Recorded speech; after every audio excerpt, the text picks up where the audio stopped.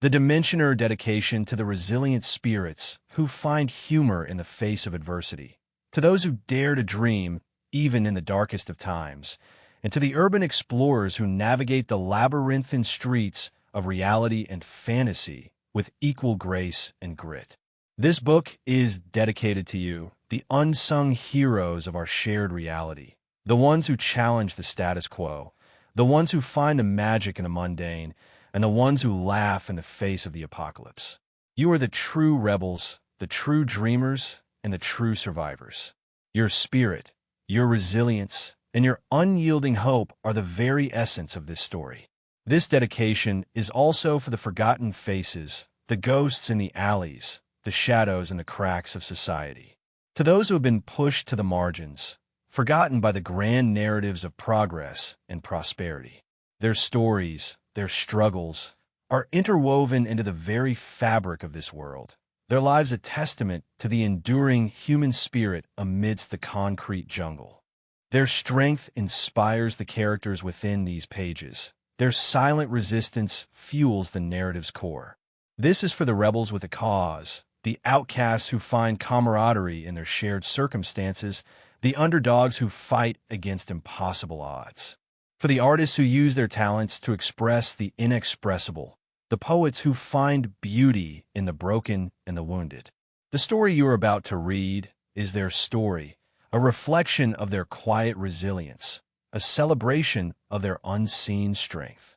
To the believers in the impossible, to those who believe in the power of storytelling to illuminate the shadows and create a light in the darkness. May this book resonate with your own experiences, your own battles, and your own quiet acts of defiance.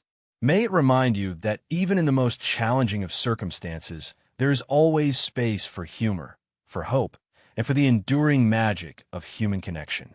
Finally, this dedication is extended to the tireless pursuit of knowledge and understanding, to the relentless curiosity that drives us to explore the unknown, whether it be the depths of the human psyche or the far reaches of the cosmos.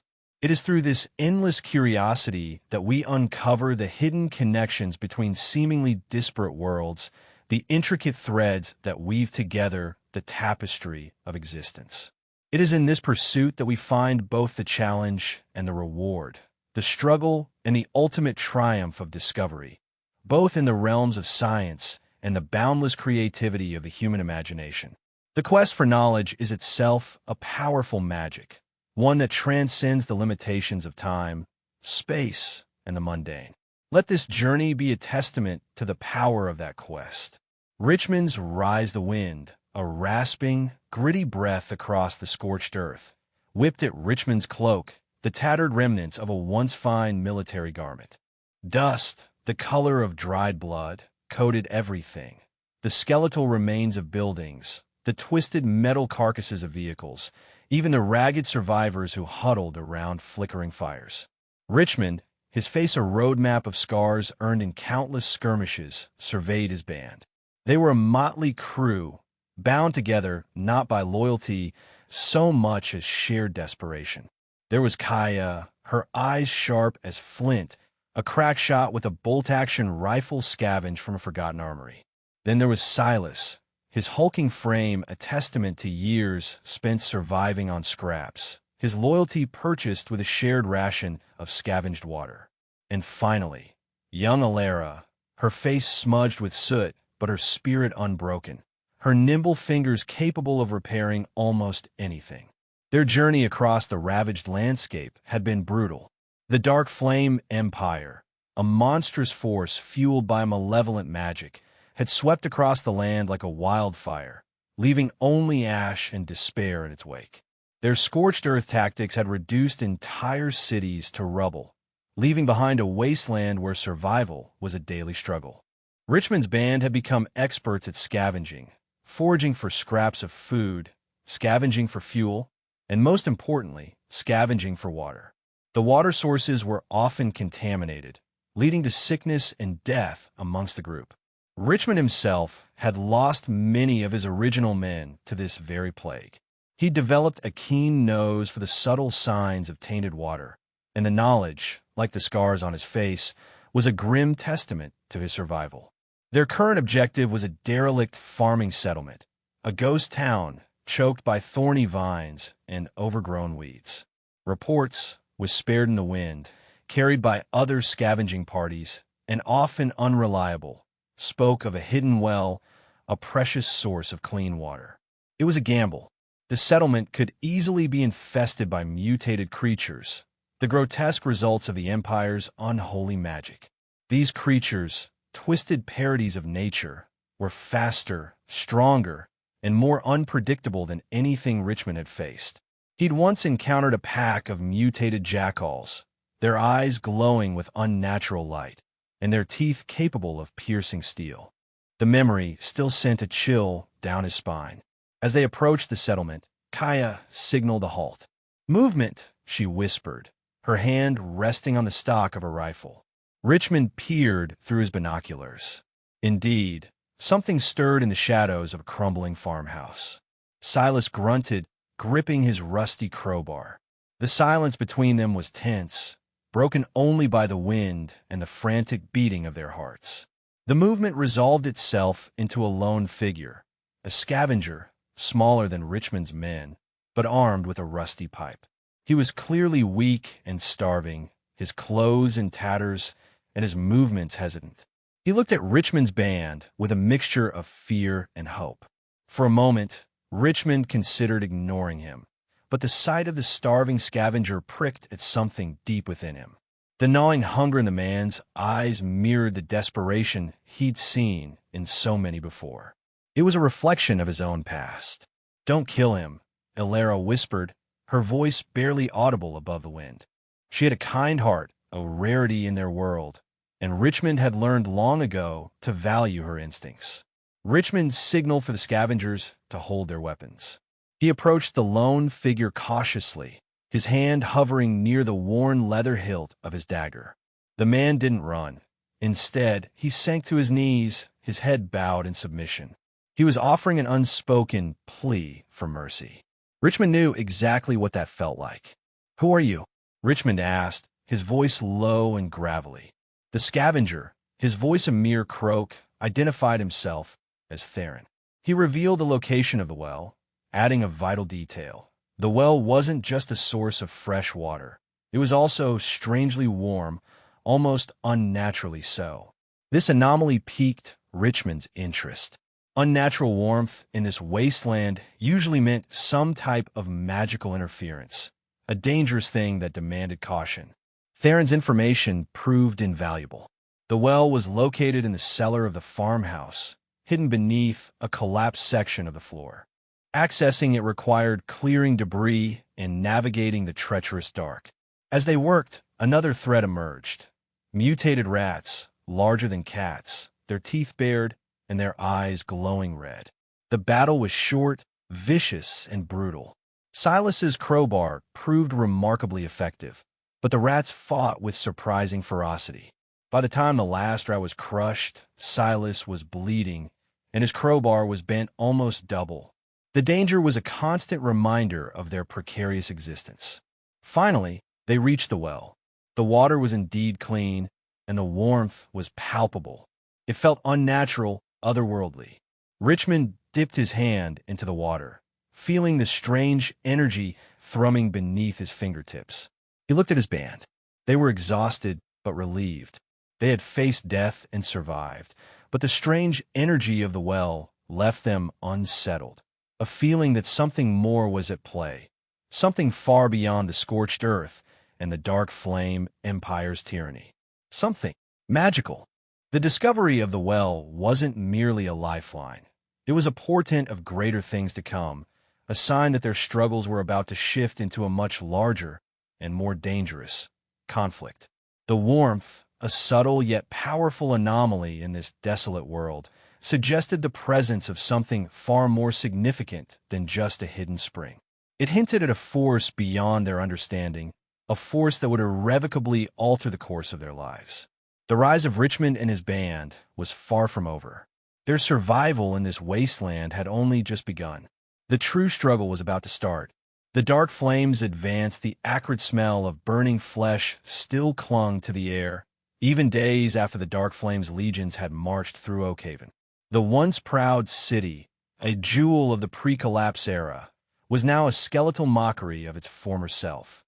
Buildings stood like hollowed-out teeth, their interiors gutted, their walls scarred with the dark, obsidian runes that served as the Empire's chilling signature. The ground itself was cracked and blackened, the earth seemingly poisoned by the very magic that fueled their advance. General Kale, his face obscured by a polished helm that reflected the dying light, surveyed the devastation with a grim satisfaction. He wasn't a sadist, not exactly. Kale believed, with chilling conviction, that the Dark Flame's scorched earth policy was necessary. It was a brutal, efficient method of ensuring the complete subjugation of any resistance. Any lingering survivors, he reasoned, would be easily dealt with later. He saw himself as a surgeon, performing a necessary, albeit painful, operation on a diseased world. The Empire, in his eyes, was the cure. Kale's lieutenant, Valerius, a younger man whose ambition burned brighter than any torch, approached him. Valerius was a tactical genius, his mind a whirlwind of strategy and cunning. He pointed towards a group of survivors huddled in the ruins of a marketplace, their desperation evident in their huddled forms. "They're still here, General." A small resistance pocket. Kale merely nodded. "Leave them. They are inconsequential. Our focus is on securing the strategic points, the supply routes, the communication networks. These insects will be dealt with in due course." Their methodology was terrifyingly effective. The Dark Flame Empire didn't simply conquer, they annihilated. They weren't interested in governing. Their goal was total domination, the erasure of any opposing culture or ideology. Their magic was not merely a weapon. It was the very essence of their power, a dark, consuming fire that obliterated all in its path. Their armies marched forward, leaving nothing but ash and despair in their wake. The landscape itself mourned. The source of their power remained a closely guarded secret within the Empire's inner circle. Whispers spoke of ancient, forbidden rituals, of sacrifices made to entities beyond human comprehension. The obsidian runes, etched onto everything from weaponry to the bodies of their soldiers, hummed with a malevolent energy, acting as conduits for their destructive magic. While Kale focused on the grand strategy, Valerius reveled in the tactical details. He was responsible for the deployment of the Empire's specialized units. The Obsidian Guard, elite warriors clad in armor forged from the very darkness that fueled their magic. They moved like phantoms, their movements silent, their strikes devastating. Then there were the Shadow Stalkers, assassins who could melt into the shadows, their presence only revealed by their victims' sudden, inexplicable demise. One of the most chilling aspects of the Dark Flame Empire was their propaganda. They didn't rely on brute force alone.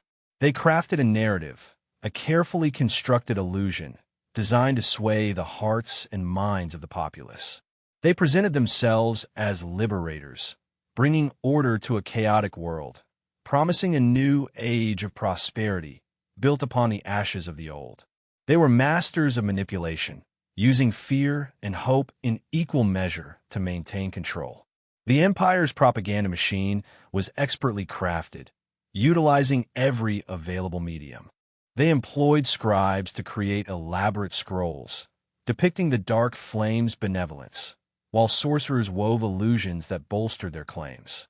They even had artists creating magnificent paintings, depicting their leaders as godlike figures, dispensing justice and mercy. Their reach extended to every corner of their occupied territories, saturating the minds of the populace with their carefully crafted message. Doubt, dissent, and defiance were swiftly and brutally crushed. Beneath the veneer of their propaganda, however, was a ruthlessly efficient machine.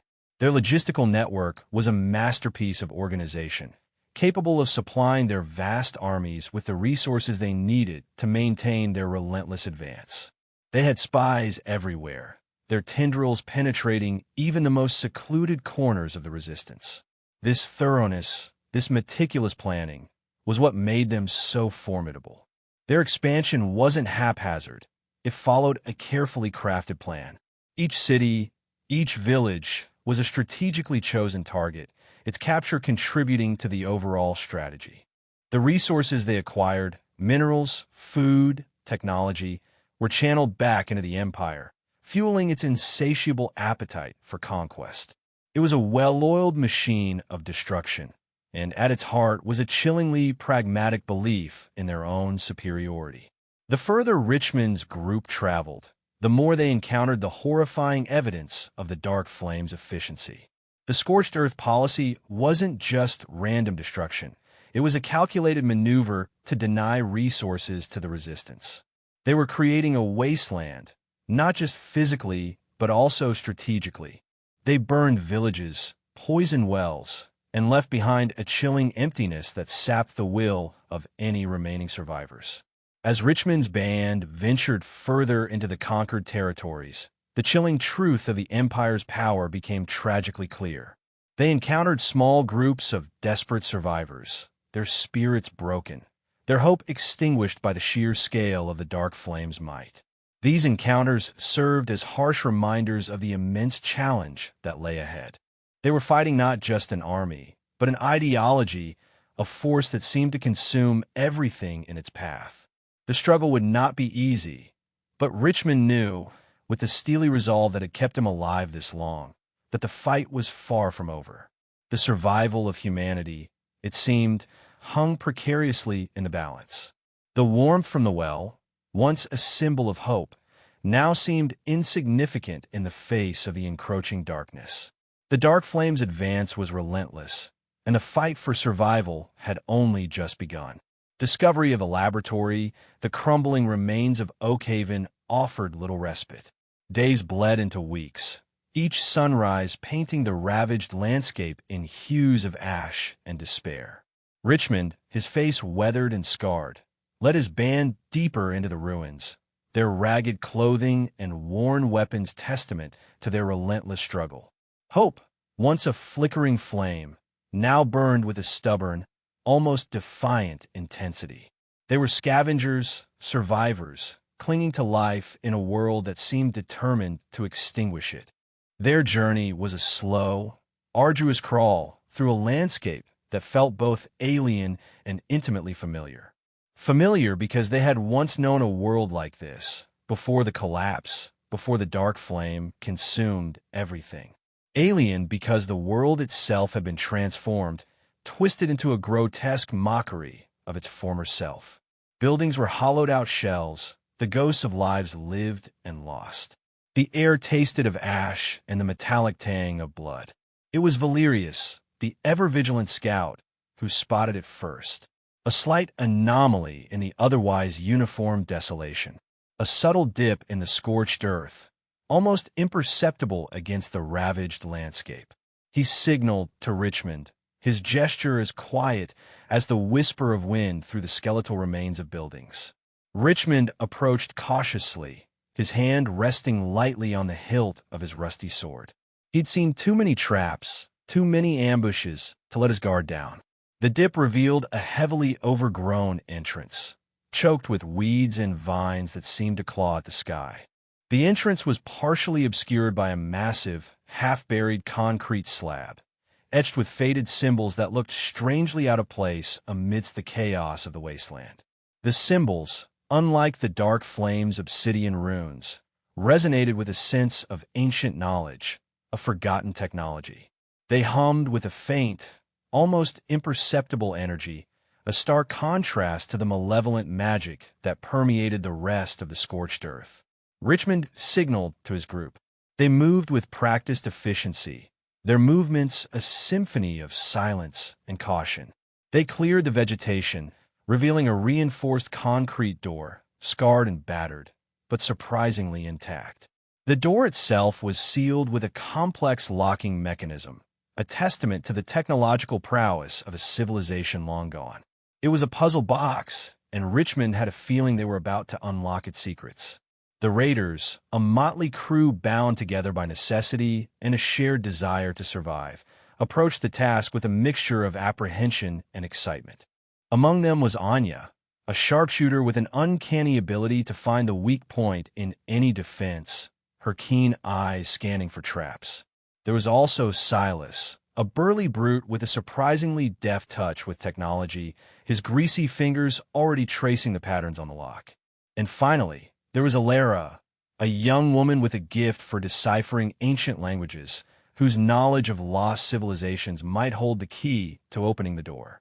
Silas, muttering to himself, worked on the lock. His fingers danced over the mechanism, his brow furrowed in concentration. The lock, despite its age, was surprisingly intricate. It was clear that whoever built this laboratory had understood the value of security. Silas grumbled under his breath, a blend of frustration and fascination as he painstakingly manipulated the intricate gears and levers. After what seemed like an eternity, a click echoed in the suffocating silence. The massive door groaned, its hinges protesting under the strain of years of neglect. With a final, shuddering creak, it swung inwards, revealing a dimly lit interior.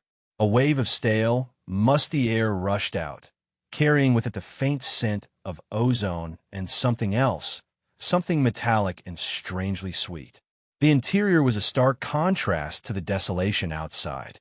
The laboratory was vast, its walls lined with countless shelves filled with glass containers, most of them shattered, their contents long since evaporated or decayed. Pipes ran along the ceilings, crisscrossing like a network of veins, some intact, others rusted and broken.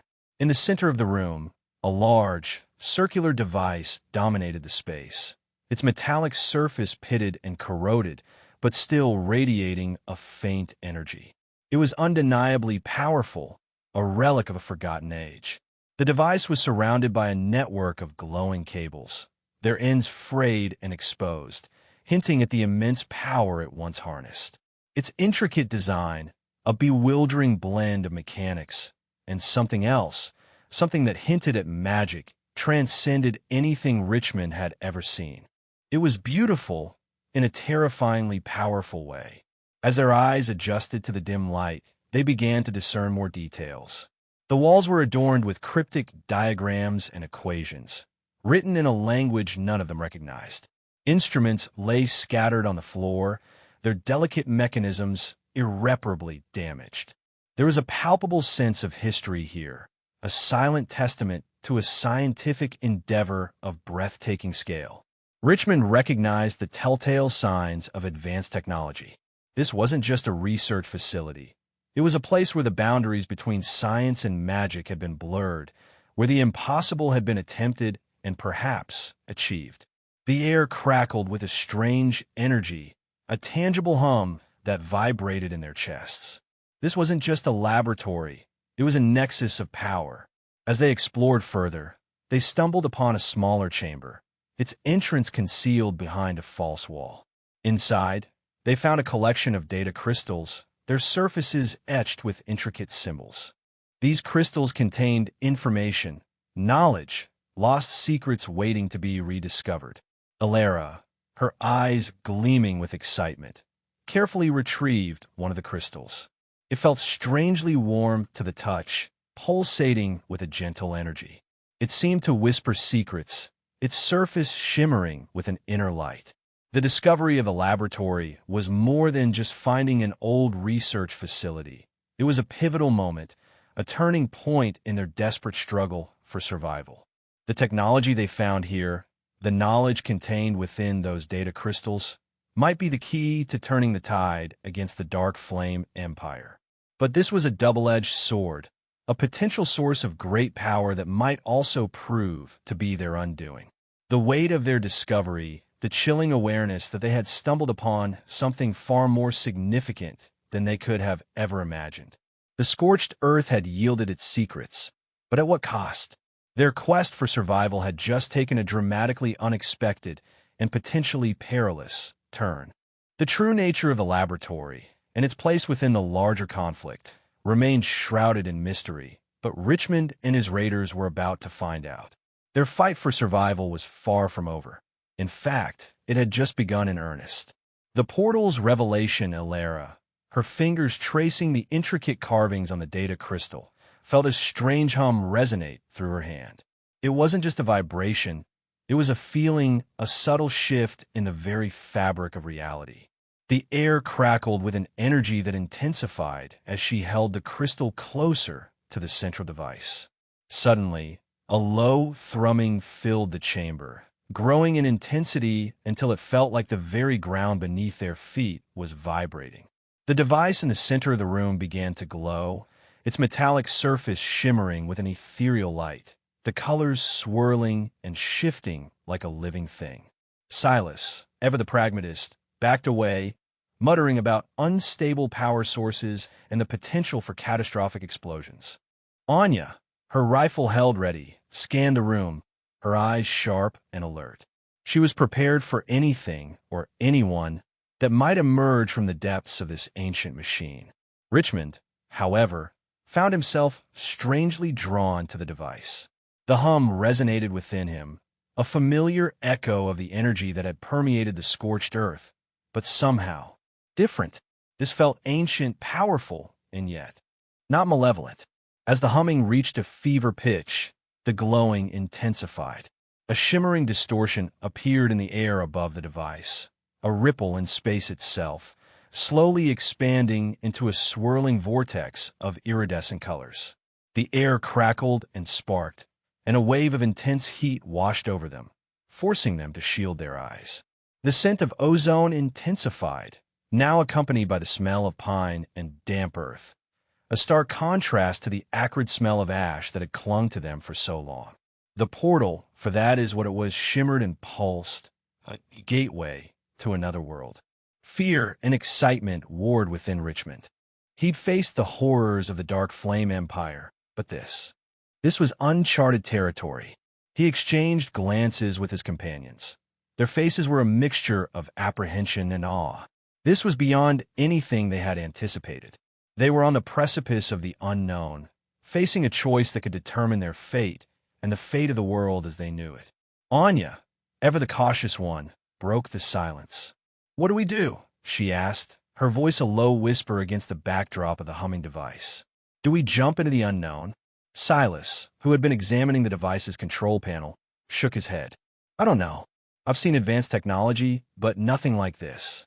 This is beyond my comprehension." He paused, running a hand through his greasy hair. "But if the dark flame is anything to go by, this might be our only chance." Alara, her gaze fixed on the swirling vortex, touched the data crystal again. This time, she seemed to receive a mental image, a flash of lush forests, towering mountains, and crystal-clear rivers. A world untouched by the devastation that had ravaged their own. It was a world of vibrant life, a stark contrast to the ash-covered wasteland they called home. I think it's safe," Alara whispered, her voice barely audible above the hum of the machine. "At least, safer than staying here." The decision was made. While the risks were immense, the potential rewards were even greater. Richmond, after a moment of deliberation, nodded. "Let's go," he said, his voice firm despite the tremor of apprehension in his heart. "Let's see what's on the other side." The initial entry was a sensory overload. The air was clean and crisp, filled with the scent of pine and damp earth, a stark contrast to the acrid air of the wasteland. The light was different, softer, filtering through a canopy of trees so dense that the sky was barely visible. They emerged into a clearing bathed in the soft glow of twilight, a place of lush greenery and crystal-clear water. It was a world unlike anything they had ever known, a world of vibrant life, untouched by the destructive forces that had ravaged their own. The transition was smoother than they'd expected. One moment, they were in the dusty confines of a laboratory. The next, they were surrounded by the beauty of a world seemingly untouched by time or conflict. The portal shimmered behind them, a gateway between worlds, a testament to the power of ancient technology, or perhaps ancient magic. Their initial exploration was cautious. They moved slowly, their weapons held ready, scanning their surroundings for any sign of danger.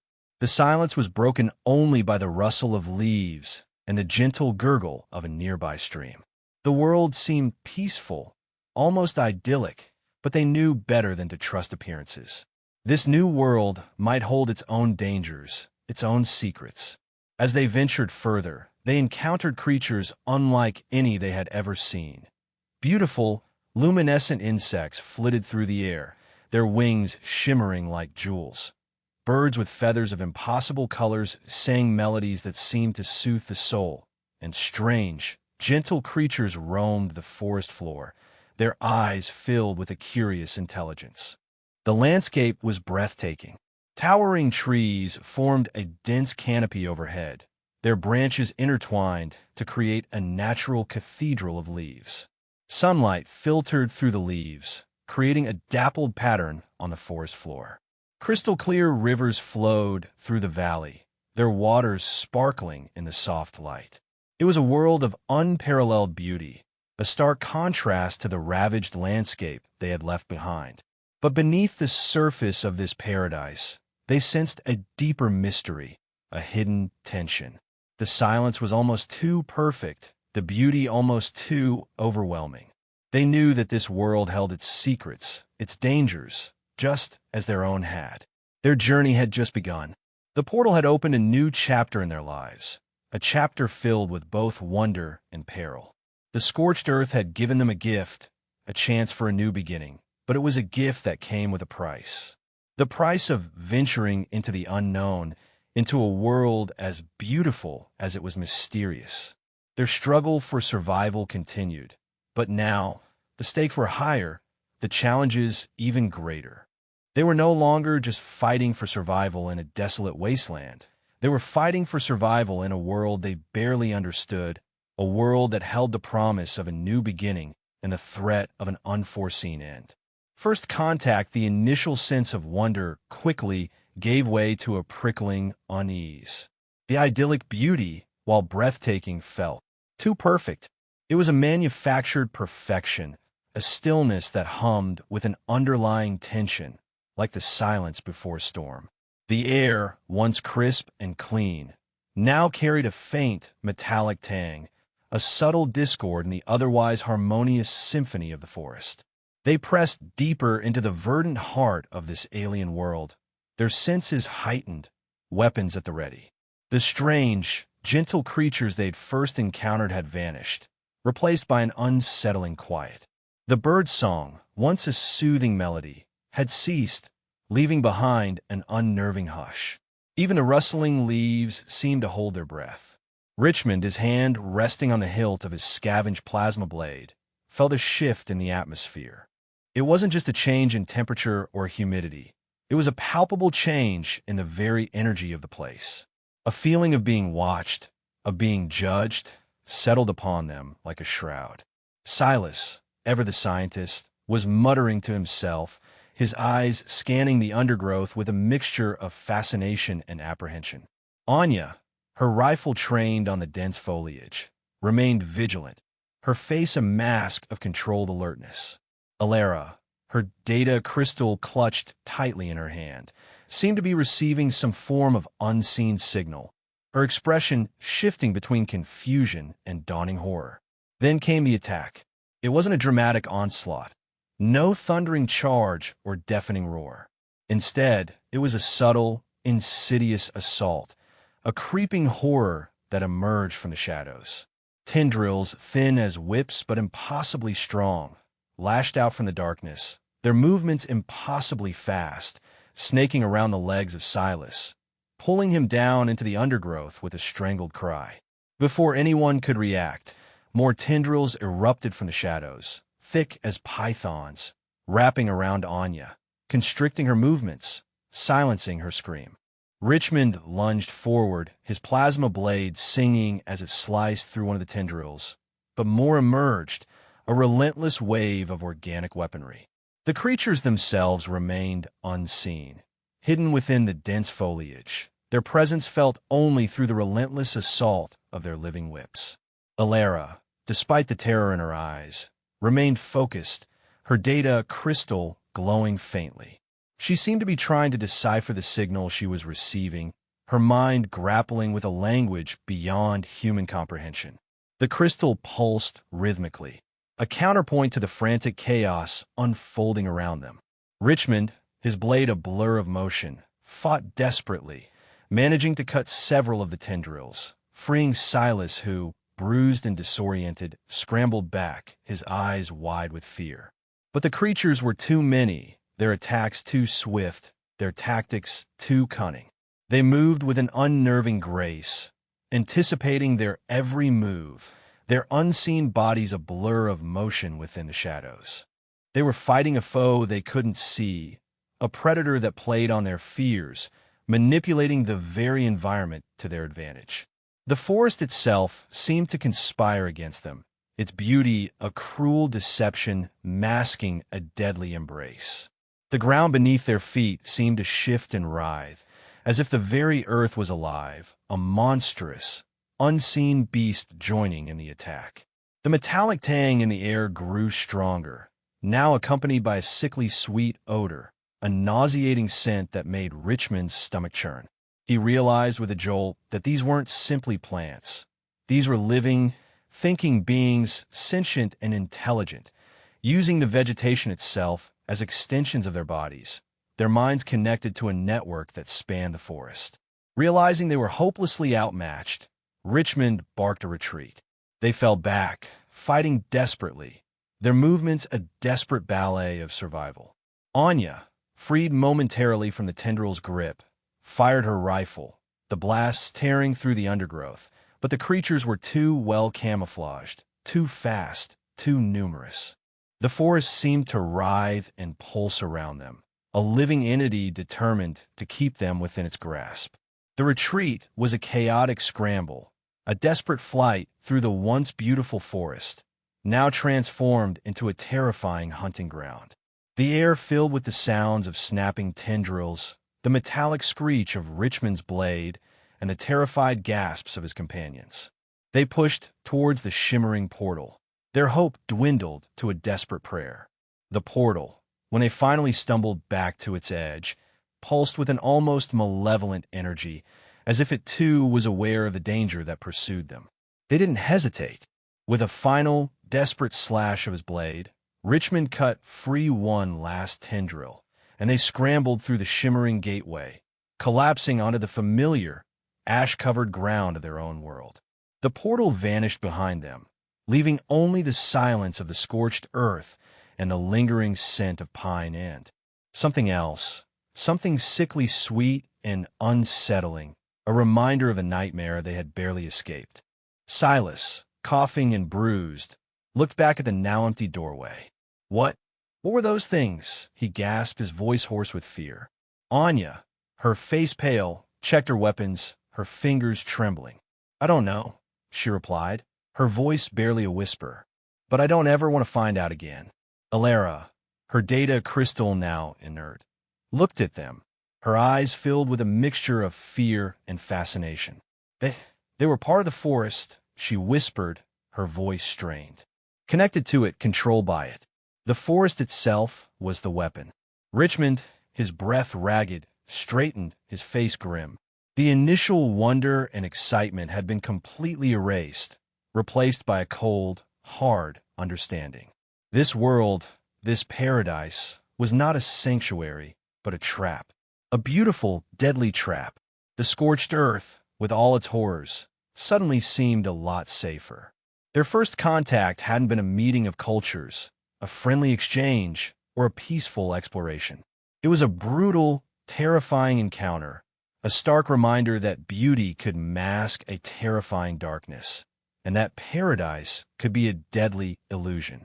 The portal, a gateway to a potential new beginning, had instead shown them the terrifying potential of an unseen enemy, a foe as insidious and deadly as the dark flame empire they had escaped. The journey was far from over. The scorched earth might have been desolate, but at least it was familiar. Their next challenge was to understand the nature of the threat they had encountered, to find a way to survive, not just in the wasteland they knew, but also in the face of a terrifying, unseen enemy lurking beyond a shimmering portal.